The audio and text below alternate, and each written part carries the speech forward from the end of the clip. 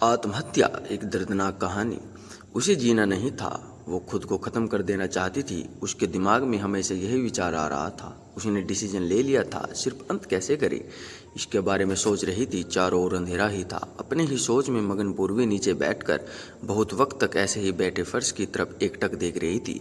पति के धोखेबाजी से पूर्वी अंदर से टूट गई थी। उसने बोले हुए वह शब्द पूर्वी के दिल में घाव कर गए थे। इस बार पंकज ने तो हद पार कर दी थी। अब और जीने का कोई अर्थ ही नहीं बचा था।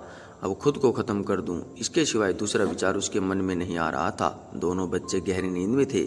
एक नज़र उनकी तरफ देखा, उनके सिर पर प्यार से हाथ फेरा, आंखों में आंसुओं की धारा बहने लगी थी।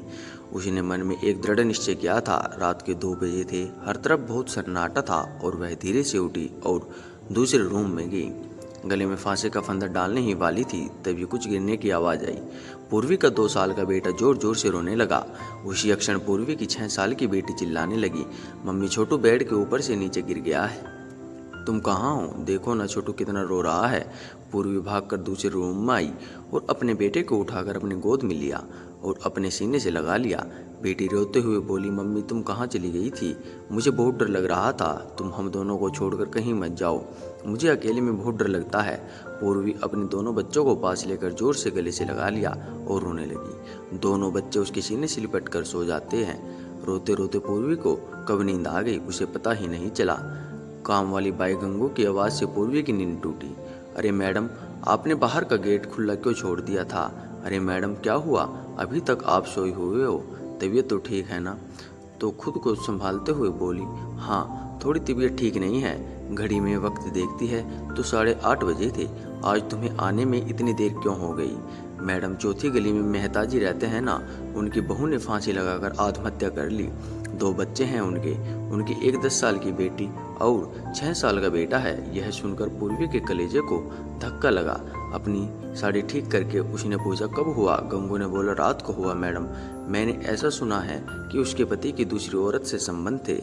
कमबख्त अभी तक नहीं आया। अचानक पूर्वी ने गुस्से से बोली, अच्छा किया, वह आया या नहीं आया उसके क्या फ़र्क पड़ता है? अब वह थोड़ी ना देखने आने वाली है।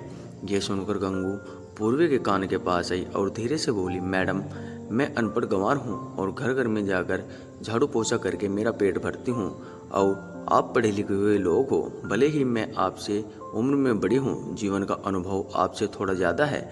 आजकल साहब और आपके बीच जो चल रहा है वह ठीक नहीं है।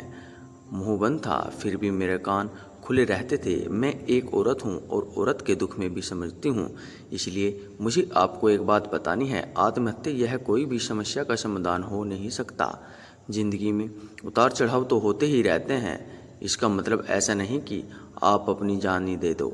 मैडम जी, कभी कभी आदमी अपना रास्ता भटक जाता है पर अंत में घूमकर अपने ही घर वापस आता है। और जब नहीं आई तो भी क्या फ़र्क पड़ता है? आप किसके लिए मरना चाहती हो? जो आपको प्यार नहीं करता, जिसको आपकी थोड़ी सी भी परवाह नहीं है, उसके लिए आप जी नहीं सकती। जो आपसे प्यार करते हैं, जिसको आपकी कदर हो, आपके माता पिता जो आपसे बहुत प्यार करते हैं, आपके बच्चे जिनको आपकी ज़रूरत है। गंगू का बोलना सुनकर पूर्वी की आंखों में से आंसू की धार बहने लगी। पूर्वी गंगू को गले लगाकर रोने लगी। गंगू पूर्वी को पीठ पर से हाथ फेरते हुए सोफे पर बैठाती है और बोलती है, बुरा ना मानो तो एक बात बोलूं मैडम, खाली दिमाग शैतान का घर होता है। आप घर में बैठकर फालतू बातों को सोचते हो। मैं आपके घर में काम करने के बाद 9 से 3 बजे तक स्कूल में झाड़ू लगाने जाती हूँ। वहाँ की प्रिंसिपल मैडम बहुत अच्छी है। आप तो पढ़े हुए हो, अगर आप बोलती हो तो मैं आपके लिए टीचर का काम करने का पूछूं क्या? आपका वक्त भी निकल जाएगा और मन भी लग जाएगा।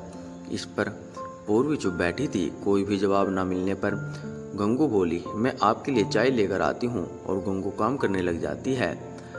काम निपटा कर बोलती है, मैडम मैं जाती हूँ। उतने में पूर्वी उससे बोलती है, रुको गंगू, तुम स्कूल में मेरे लिए पूछना, यदि संभव हो तो प्रिंसिपल मैडम का नंबर मुझे ला कर दो।